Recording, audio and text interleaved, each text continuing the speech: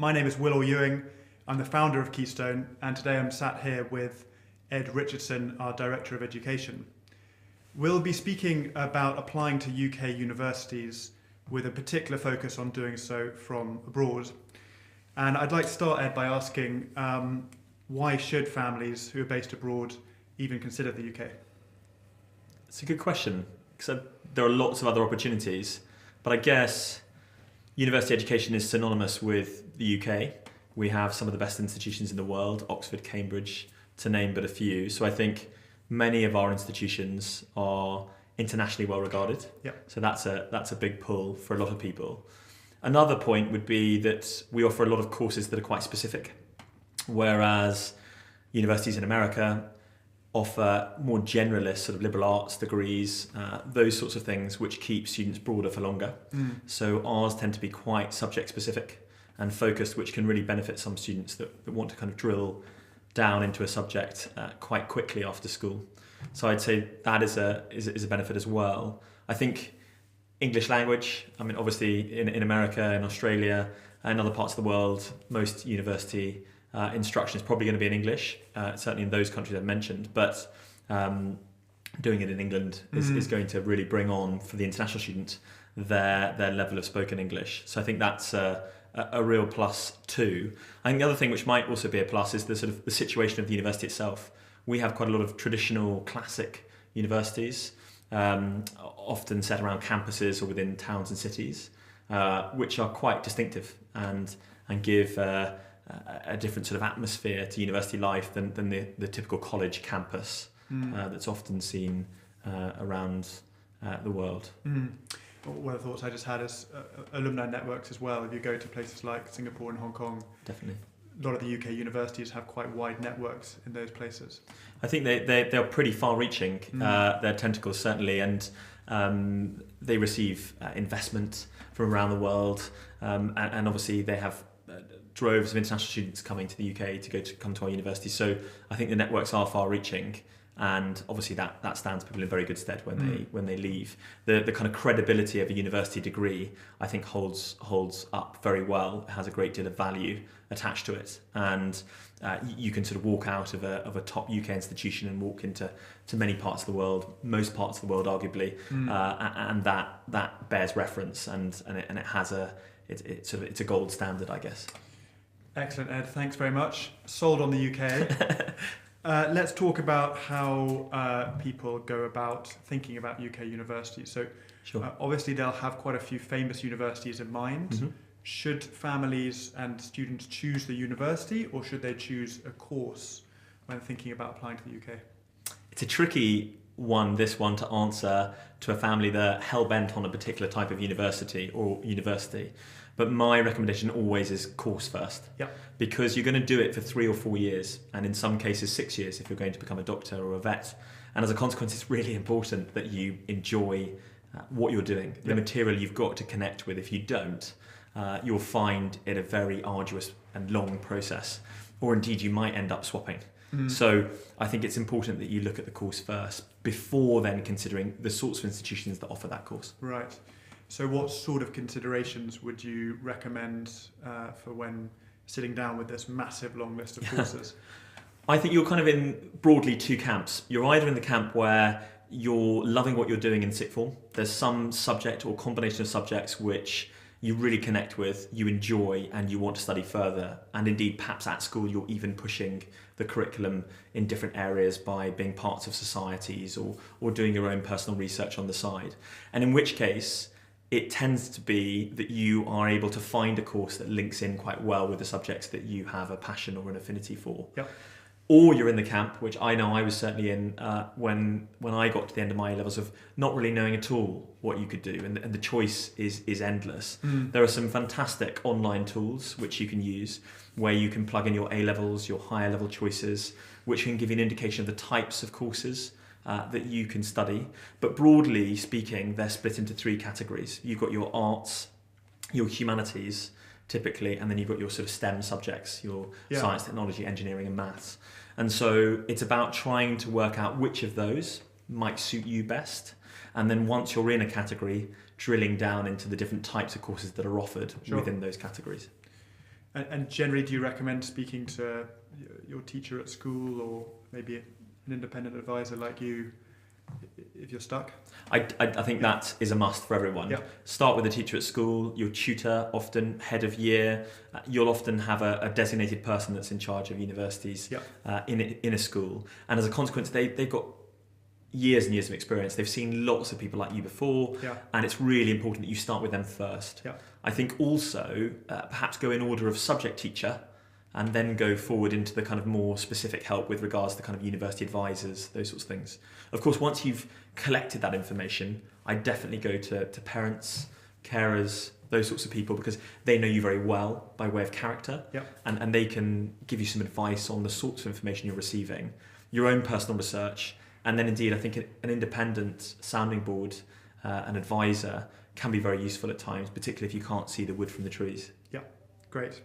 Thanks, Ed. I should just pause to say we are live, so if anyone has any questions they want to ask us as we're going, those questions will be fed through to us and we'd be delighted to answer them on air. Likewise, if anyone has any questions after the event that they'd like to ask, just pop them in the comments and one of us will get back to you straight away. Great, Ed, thanks very much. So we've got our courses and we've begun to narrow down. Just quickly, how do you take that and then apply it to universities? Do you just look at which courses are done best? Do you just look at a ranking of the course by university, or should you look at things like size, town, what sort of things? I think rankings is often a question that comes off or comes up as it does with schools, and I'm always a bit wary, as I know you are, of them, because ranking universities in a whole-scale way is a very difficult thing to do. But I think ranking by course is much more profitable in terms of what information it can give you. There are lots of different websites out there that will rank which being one, which will rank courses and universities by course, which can be very useful. They also include quite interesting metrics like happiness scores for students, average graduate incomes when they leave. So I think that can be very useful. But broadly speaking, with universities, I think one of the best ways to start is to think about the type of university you think you might suit best. So we have your kind of campus-based institutions here, like Warwick would be a good example of that. You have city universities. The London institutions would be a good one. Edinburgh would also be another example. And then you have the collegiate, which typically Oxford, Cambridge, Durham is another good example of that. So Harry Potter, Maybe, indeed. I think in terms of what would suit you best, I think that plays into it because it's about size. In a collegiate university, although Oxford is a big institution or Cambridge is a big institution, actually at a college level they're quite small and they might feel a little bit more like school, depending on the school you've come from. Whereas the city-based institutions, it's a bit like going to work. You're often, your halls are quite separate from where you're going to study, and as a consequence, you've got to be that type of character that's going to enjoy that environment. But obviously there are lots of benefits associated with being within a city. And of course, it's worth noting that some of the collegiate universities, or all of them pretty much, are in cities, albeit quite small ones. And then the campus-based ones, they have their own benefits. Everything on site, it's much more convenient. Typically, they've got a very obvious social bubble to them because it's ever present in whether you're walking to the shops or to anything within university life. Excellent, thanks, Ed. So I think hopefully by this stage a student might have a rough list of which universities they're interested in and which courses. Let's talk about the application. So just very briefly, what does an application to a UK university look like? So it consists of a couple of parts. There's a UCAS form, which you have to fill in, which essentially includes all of your details, who you are and where you're from.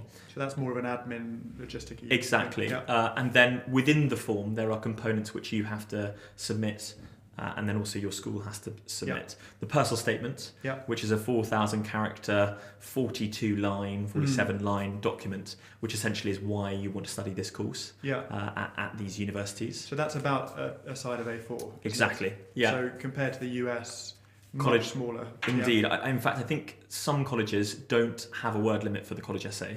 So it can be a very long document if you want to make it that. And it's much more of a story about your life and where you've come from in the US.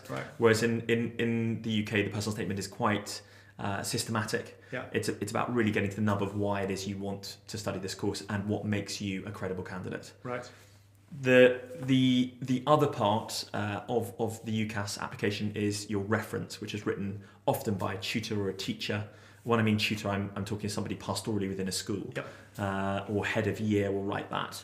And they will typically draw information from all of your subject teachers, and then they'll compile that into a reference, which interestingly is exactly the same length as the personal statement. Okay. They have a word limit. Yeah. So they're unable to sort of wax lyrical for Yeah. pages and pages.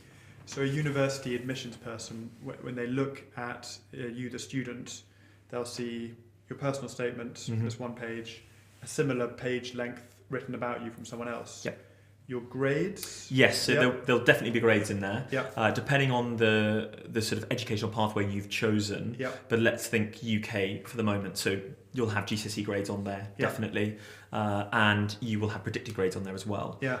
And in the reference, there will be a nod towards predictions and expected outcomes, Right. because that's a requirement of the referees. Sure. That they have to kind of provide that indication of how successful you're going to be within your sixth form terminal examinations, whether that be IB or A-level or pre-U. So from giving a sense of what students can actually do to increase their chances or to enhance their application, can you do anything to enhance the personal statements? Can you do anything to steer a reference in any particular way? And can you do anything about your predicted grades? Are these mutable things, or are they just fixed in stone and you should just forget about them? No, very good question. I think all of them are movable, Yeah. some more movable than others. I think if we start with the grades first, I think you can absolutely influence predicted grades, because it's about your work ethic. It's about your drive and ambition to do well in that subject. And indeed, I think it's about the relationship that you have with those teachers. Even if perhaps you're not on great terms with them, but you respect them as a teacher, I think by making that extra effort, by showing willing, by making sure that you're sort of doing everything that's asked of you, and perhaps even a little bit more, I think you can definitely get sort of more of a positive view on predicted grades. And indeed, I think what feeds into predicted grades typically is any form of assessed work. Yeah. So that could be homework, project-based tasks, or indeed can also be, which are used quite a lot, some sort of terminal exam mock. Can you ever say to a teacher, please, sir, I need an A, or I need a 6 or a 7 for my, how pliable are teachers? So I think this leads into that conversation I was talking about with regards to course choice. Yeah. You've absolutely got to talk to your teachers about the courses you're looking for, because they will know as much as you know what might or might not be appropriate. Yeah. And indeed, they may have gone to the universities and studied the same courses you want to study. Yeah. So I think you can say to them, look, the expectation of this is 3 A's, I need an A. That's what I'm aiming for. Yeah. And then they can start to manage your expectations if that is or isn't possible, as the case may be. Yeah. So I think grades are influenceable, but it requires a relationship with your tutors in school, your heads of years, your house masters, house mistresses, those kinds of people, plus, importantly, the subject teachers themselves. Great. I think on the personal statement. Yeah, I think with the personal statement, I think starting early is crucial. Yeah. And I think reading more widely around your subject is important, because it shows that you've gone that extra mile above and beyond the curriculum that you might be studying at school that's related to that particular degree. I think that's a must, particularly if you're going for the likes of Oxbridge. I think that's important, or medicine. You really need to show that you've done more than what's been given to you at school, that you've gone out and explored and researched for yourself. And importantly, are critical about your experiences, and provide some form of analysis, not just narrative, within a list of events within your personal statement. So I think starting early is important. Wider reading is important. I think talking to people about your personal statement is important in terms of what to include, how to structure it, I think is important. And I would always recommend, particularly to somebody who's going into year 13, final year of school, walking in September with a first draft that you've really thought about. And corrected spelling, punctuation and grammar, but also thought about what's in it. I think that is so helpful for teachers. I know I've been in that situation. It takes a lot of work and pressure off, and it means that you can really start to help them refine what they've got down on paper. Well, we could spend a whole session on the personal statement, and in fact we might do a separate talk just on the sort of do's and don'ts, because I know a lot of students feel it's quite a onerous task to think about the personal statement. That's tricky. Great, thanks for that, Ed.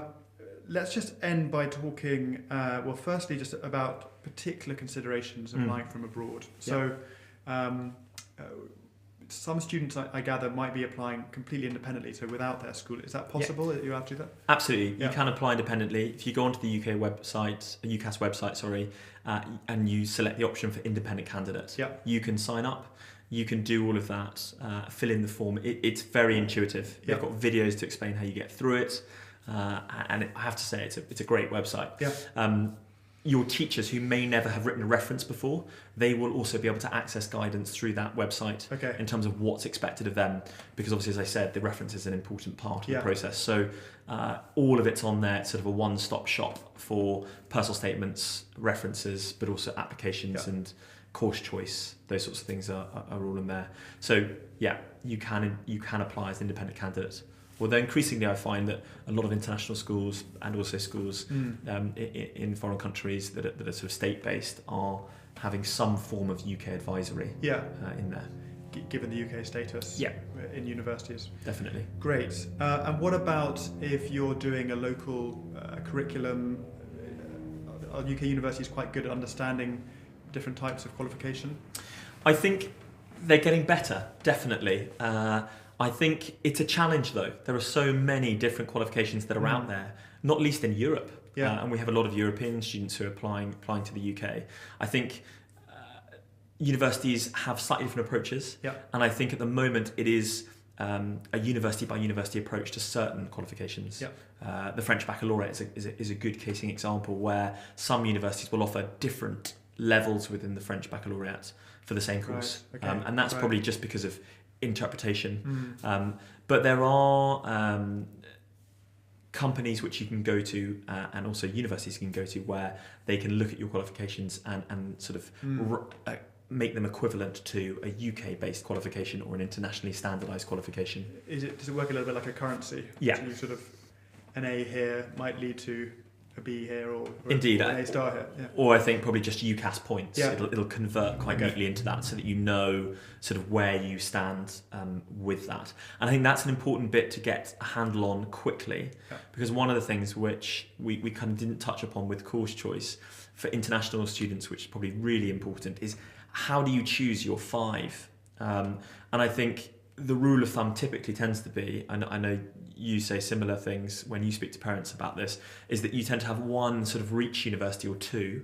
You tend to have 2 or 3 where you're competitive and one where you feel like you're going to be more than competitive to get in. So that gives you that nice range, which means that at the end of the cycle, hopefully at least you'll have one offer, if not more than that. Okay.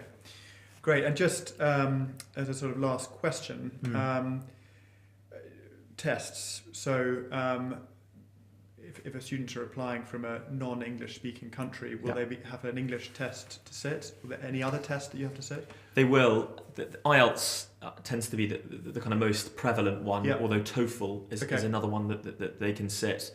And I think that's really important and is a prerequisite. If you go onto a university website to the course and you look at, normally it's a tab entitled Entry Requirements, you'll see maybe even your country's qualifications on there, and it'll tell you the equivalency of what you need to get. Universities are getting much better at that, as I've said, but there'll also be an English language component, and it will tell you what you need to get. Normally it gives TOEFL and IELTS as that, but sometimes only IELTS.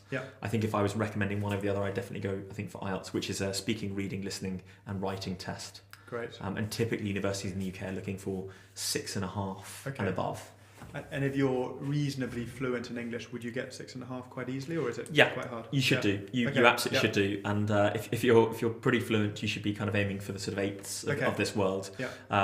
Importantly, you get an individual score for each of those 4 components, but you get an overall average as well. And some courses will stipulate that you need to have a particular writing score.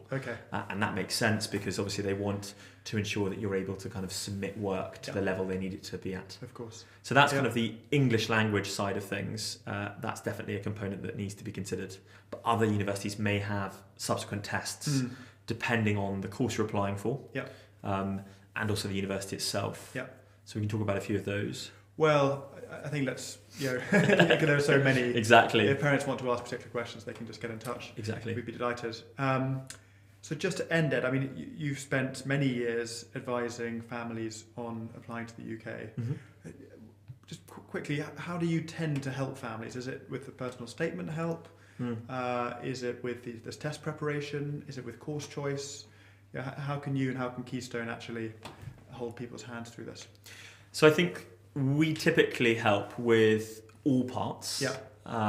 We have a university advice program where we help with course choice, understanding what a personal statement is, so that students can start to build their own personal statements and do the kind of wider research that's needed in order to start to draft one. Yeah. Once they've got that idea of where they want to study and what course they want to study. I think with the tests specifically, we're thinking mostly Oxford and Cambridge here, or maybe some of the UK medical schools or law courses.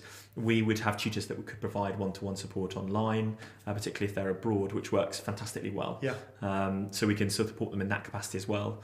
But I think another kind of more overarching level of support we give is to the parents, because typically if international students, they're not that familiar with the UK system. Yeah. Often. So it's about providing them with some advice and also knowing that their child is receiving the kind of level of support that's needed just to get through the application process. Great. And then ensure they're kind of appropriately prepared for any interviews or tests that might come subsequent to applying to the universities they've chosen. Excellent. Ed, thank you so much. Your insights, as ever, hugely appreciated. We have Facebook up on our screens all the time, and so if you any messages, any comments, will ping straight through to us, and we'd be delighted to answer any of them. Any suggestions for future talks that would be helpful, also let us know. Any comments and feedback, please do get in touch. Thanks very much, and see you again soon.